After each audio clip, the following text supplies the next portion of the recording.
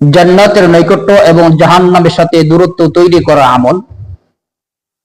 আমলটি সম্পর্কে তানবিহুল গাফিলিন কিতাবের 1 নম্বর খণ্ডে 231 নম্বর পৃষ্ঠায় এসেছে এবং এই হাদিসটি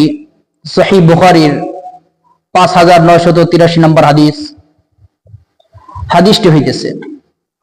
عن أبي أيوب رضي الله تعالى عنه قال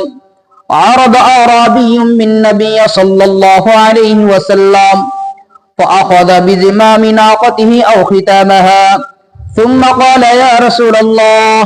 أخبرني بما يقربني من الجنة ويباعدني من النار قال أن تعبد الله ولا تشرك به شيئا وتقيم الصلاة وتؤتي الزكاة وتصل الرحم হযরত আবু আইয়ুব রাদিয়াল্লাহু তাআলা আনহু থেকে বর্ণিত তিনি বলেন এক বিদুইন রাসূলুল্লাহ সাল্লাল্লাহু আলাইহি সাল্লামের নিকট এসে তার উটের লাগাম চেপে ধরে বলল, হে আল্লাহর রাসূল, আমাকে এমন আমলের কথা বলুন যা আমাকে জান্নাতের নিকটবর্তী করে দিবে এবং আমাকে জাহান্নাম থেকে দূরে সরিয়ে রাখবে। রাসূলুল্লাহ সাল্লাল্লাহু আলাইহি সাল্লাম ইরশাদ করলেন, আল্লাহর ইবাদত করো, তার সাথে কোনো কিছু শরীক করো না, নামাজ কায়েম করো, যাকাত আদায় করো এবং আত্মীয়তার সম্পর্ক বজায় রাখো। আল্লাহ তাআলা আমাদেরকে আমলটি করার তৌফিক দান করুন, আমিন।